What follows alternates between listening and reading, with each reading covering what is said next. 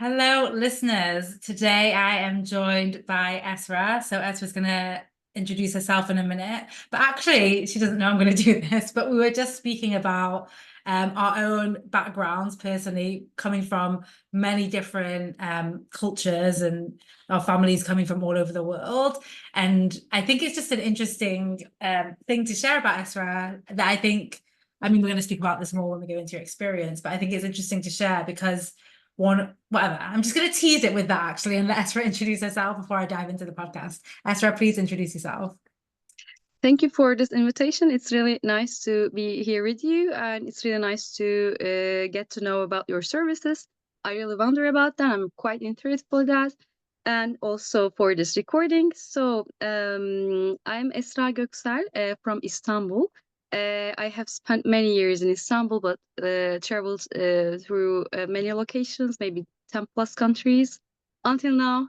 I do hope to increase the number of it, but luckily I had the chance to work with multinational companies, with people from different nationalities and cultures.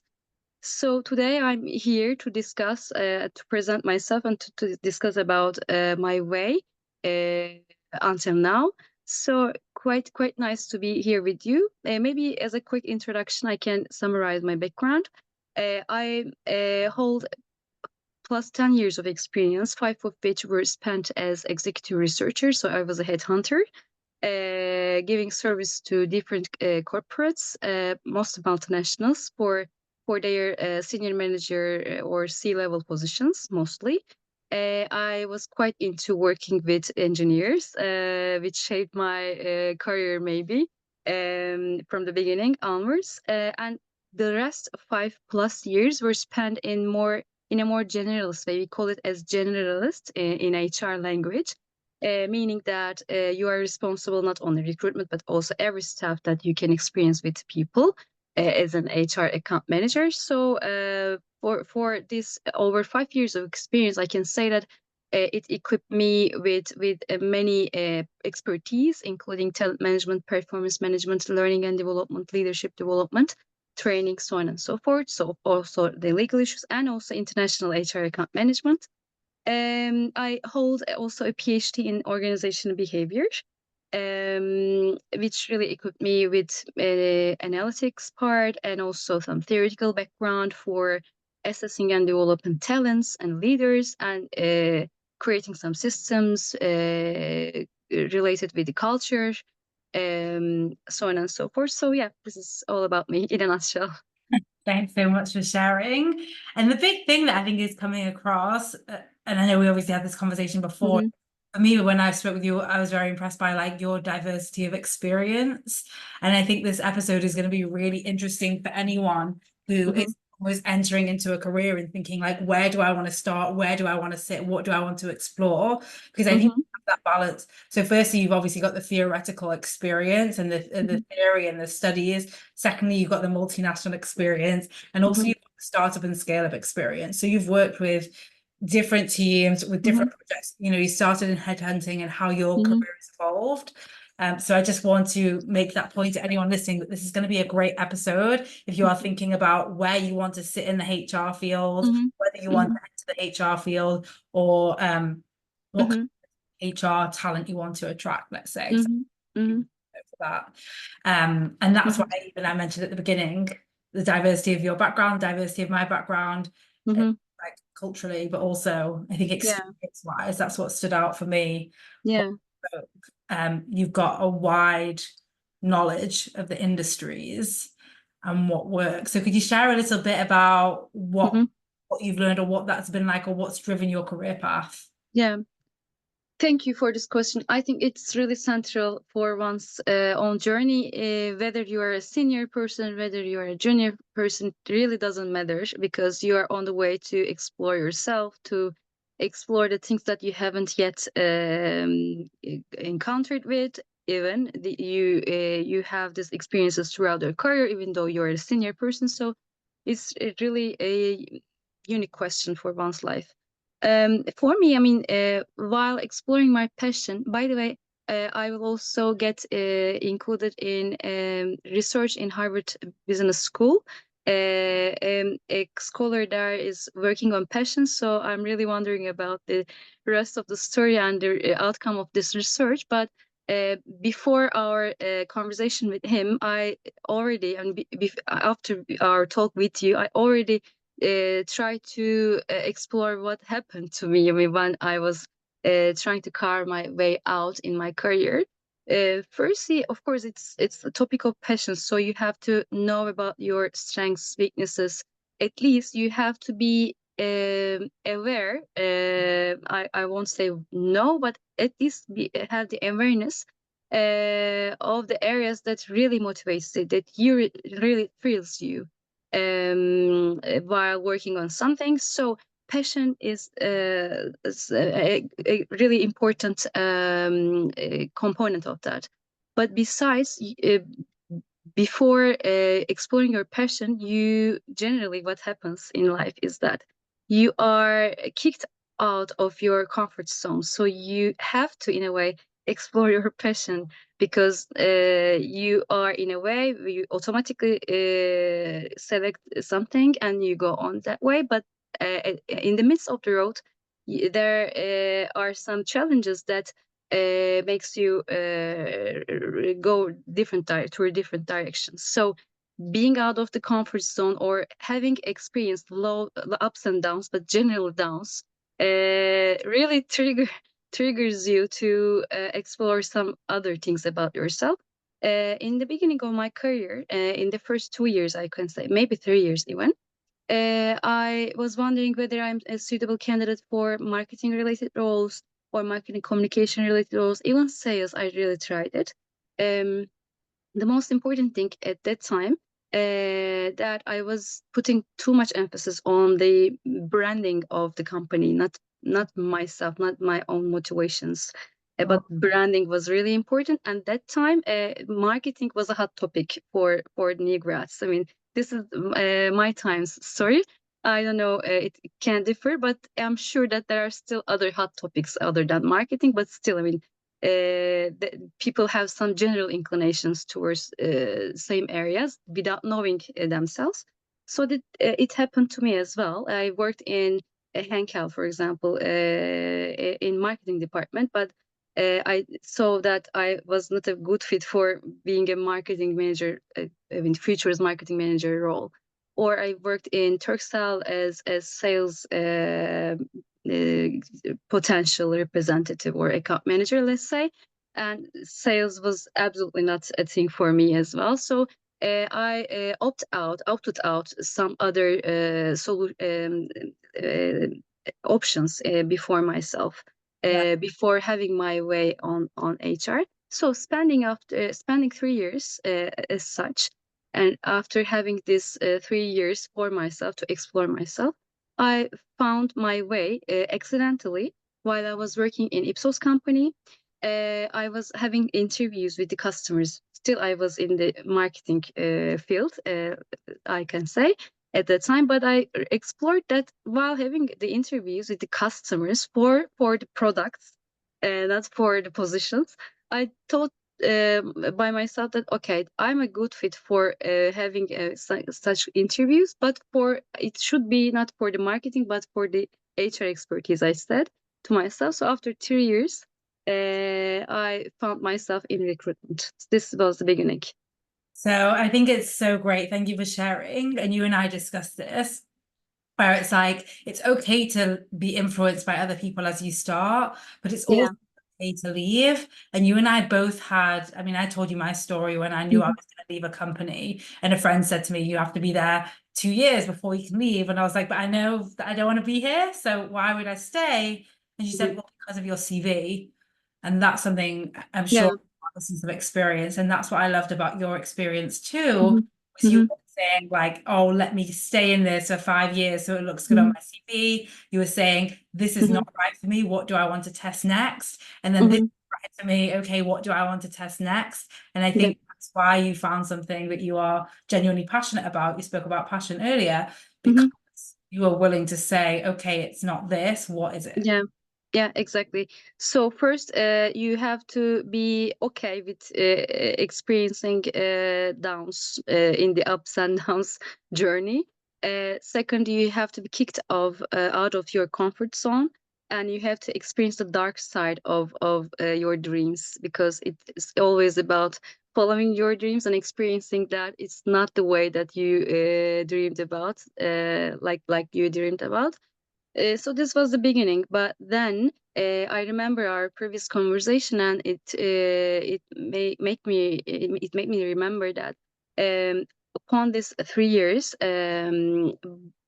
actually while I was having these 3 years, I right away upon my graduation, I right away did MBA degree, which was absolutely against the recommendations I had these times, because people generally recommended me to stay and to have some experience in the business for a while.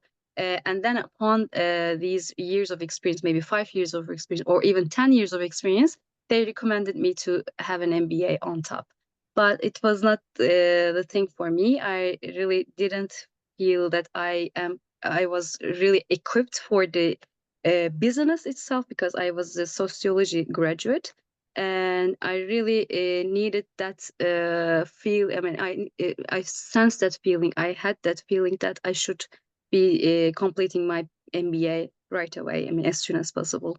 So this was the thing that I decided throughout these 3 years. By the way, after 3 years, I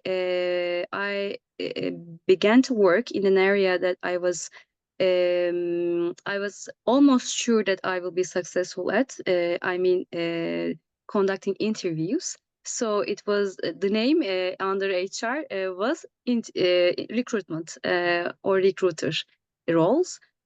So I began to work as a recruiter, as contractor as a beginning, and then I even want us to stop a minute because I feel like that sure, something with the MBA is kind of a big deal. And I just want us to reiterate that message to everyone. yeah, yeah, I think it's so powerful what you did. And I'm sure a lot of people listening have been told this is the right way, this is the wrong way. And hmm, instead of listening to external people, said, like, these are skills that I'm missing, yeah, that I want, that are going to make me perform better at work. Why should I have to wait 10 yeah, years on exactly. someone else's timeline? I think that's a big deal.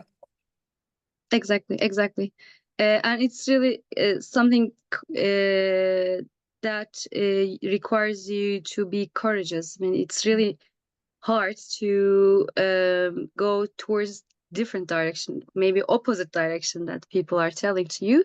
Maybe it's something about the leadership skill that you also will show in quite different contexts while you are leading the team, while you are giving some decisions, because it's something that is inherent to the human nature that can be shown up in quite different contexts, but still help you to find your way, to help your team's way out, to help the business grow, so on and so forth. So you have the right to go to the opposite direction.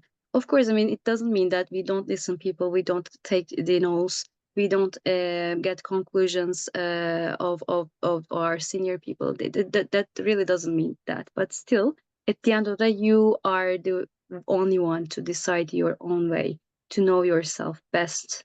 By the way, when I mean, while people probably don't see the improvement areas, they may at the same time not see your strength areas as well. So it also applies at your strength areas as well. I mean, it means that in my own experience, even though people don't see a skill in yourself, if you see a skill in yourself, you can also invest in that part as well. It also means to me this. It also tells my story to have the PhD degree, because there I learned a lot of about data analytics, for example, HR analytics, which probably was not recognized during my marketing internship experience. Probably this was the thing that I also didn't recognize, but since that I had this skill, somehow untapped, but I want to work on that. So yeah, Yes. it And works both ways. Yes, it does really work both ways. Thanks for that. Okay, sorry for interrupting. I just really wanted us That's okay. there. Okay, so you are now interviewing people in the recruitment Mhm. role. Yeah, I started in the recruitment part. I joined in the text group. We know Zara brand, I guess, as recruiters. It was a project-based role for maybe 8 months or so, and I decided to go in depth in this recruitment part in an agency because they're working with different companies where you can really develop your recruitment related skills and also your knowledge about the companies very quickly. So I decided to take this road to have expertise in a consultancy company. Then I decided to continue at a bigger consultancy company where my executive search career really shaped seriously. It was Nicholson International. And then I decided to go in-house because at the end of the day, you feel stuck in a point because after spending maybe 3 years, 4 years, you sense that I mean you should be learning something else besides that. So it happens. I mean, life is with cycles. So I sense that I reached to another cycle now. Then to be honest, I wanted to increase my expertise outside of recruitment, so that's why I took the road this time in-house Yeah. as HR specialist, yeah, in a So, startup. so all this to say, I hope if you're listening, you're seeing what Esra is sharing is like a real diversity of experience and a real willingness. Like what's driven your career growth and your exposure to different things is you being willing to Hmm. ask, what do I want to explore next? What do I want to learn next? And Yeah.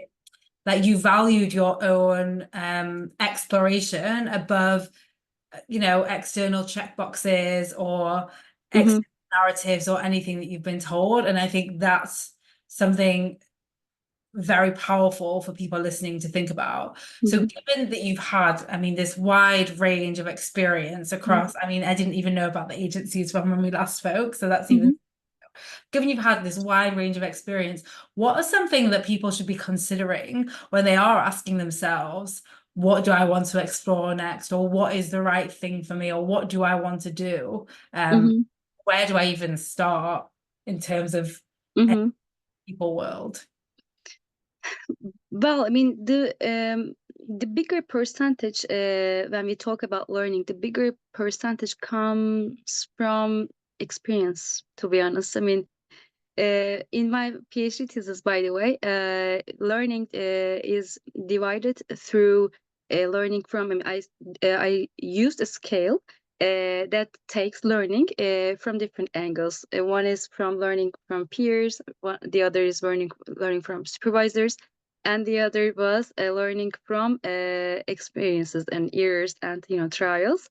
The most effective one was that part. So learning from trials, errors, and trials. So I guess throughout the experience, I sensed that okay, I can be good at that because probably it can be something. I mean, I will recommend people to track the clues that and to follow their emotions in inner world. I mean, it's really important to check your inner world and to check your feelings throughout the day or throughout some important experiences because it tells you it doesn't have the language, but it is the most original language that one may have about himself or herself. So maybe you resemble a client, for example, think of me working in a consultancy company, but thinking that I can be successful in-house. Maybe I can resemble somebody there, a client, to myself, and I thought that okay, I could be in the place of that woman. Maybe this is a learning point. This can be a learning point, or if you sense that you have a good relation with that customer, then you also have the sense that you can be a good fit for their culture or for their position. So learning comes from experience, and probably the firstly the market research experience while I was working with customers for the products. Secondly, the consultancy experience, but of course, having the exposure to clients, to their culture, different clients, different cultures for different positions, made me thought that okay, I can be a good fit for that position, for that type of company, so on and so forth. Yeah, Yeah, it comes from experience. exactly. You learn by doing. And I think that's for anyone listening, it's like, what are you currently exposed to that you may Mhm. be missing? Or Yeah. like right now, every person, like we're all exposed to things all the time. We're exposed to people, Hmm. to work cultures, we're exposed to opportunities. And I would just, based off of what Esra is saying, I would think like, where do I intentionally want to gain exposure? And Hmm. where do I currently have exposure to opportunities to learning that I might not be seeing? Yeah, yeah, yeah. So before we close out, because we like to keep these episodes at like 30 minutes, so not too long, easily listenable. Is there anything like any big takeaway that you want to offer to anyone listening who is thinking about going into this industry, thinking about moving maybe Hmm. one part of the industry to another, like you've done Hmm. several times? Any advice that you would have? To my mentees, for example, I have mentees also from international backgrounds and also from the local universities. I all say that try to understand the culture of the industries first, because I mean, from then on, from my consultancy experience onwards, I have experienced multinationals, also international local startups. So I know that I have experienced many things on the way, but still, it was not by chance or by coincidence. It was really thoughtful act. I mean, I was, because I was doing the PhD, and I had the idea of company cultures, industry cultures, so on and so forth. And I also I underwent many personality inventory tests that really provide, some of which provide robust insights. So try to understand yourself. Take the free tests online, speak with people, I mean, as much as you can. I mean, of course, I mean, no, everybody is not that responsive, I know it, but it's not a weird feeling that your message is left I mean being not respond. So it's really important that you keep the pace, and you continue to try things. Try to understand the companies before you apply and before you go to the interviews, by having their videos online, maybe having watched their videos online, or try to find some contacts. The most maybe the most explanative approach is to find someone inside Yeah, to get the message from the company, to get the insights from the company, and try to understand yourself first and the industries. Try to narrow down the industries that you want to work. Try to narrow down the companies that you feel it's a, by the way, it's I mean, part of it is a feeling. So trust that feeling, and try to navigate the profiles working there. Try to have the contact with these profiles. So make your research beforehand, before your actions. I love it. Thank you so much for coming and sharing about your experience. My hope is that anyone listening learns to actually trust, exactly like you said, their feelings and their Hmm. curiosity and what they want to explore, and doesn't get caught up in the I should be staying here because this is what I decided 5 years ago. And really, I think you have such an amazing knowledge and expertise because you've listened to yourself along the way. And I think By that's experience, by trial. Yeah. exactly by trial. But we're all, even if we stay in the same job, I'm sure it's, I was speaking with someone today and their company's increased 100% in the last 18 months. So I also don't Hmm. think we get to avoid the learning by staying somewhere either. Um, but yeah, Yeah. I just think it's a really powerful example for anyone thinking about a career change or a career move, Hmm.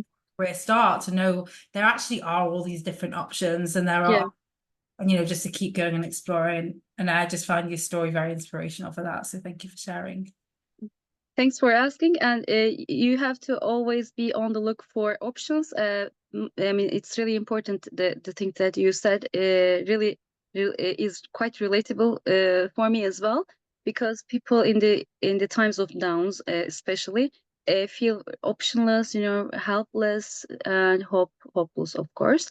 So try to increase the options as much as you can. At the end of the day, even though they seem unrelated parts, or I mean, dispersed over your life, then I mean, life comes up a point that you can when you can merge all of these experiences at once, somehow, in a company or in a form that you part-time working there and part-time working in another field, but still having these synergy altogether. So yeah, keep going, really keep Yeah. going. Thank you so much. Thanks to everyone listening. If you want to connect with Esra, her LinkedIn is going to be in the show notes, along with my LinkedIn, along with a link to submit someone else as an expert. So if you know someone or you would like to come on the podcast yourself, please complete it. And of course, this is a newish podcast. Please leave a review or share with someone that you know that this will benefit. That's it from us. Thanks so much. Perfect. Thank you, Vicky. It was a perfect time for me, and really, it's a good work for every of us, not only new grads, maybe for also experienced people. It will mean something. Thank you for them as well.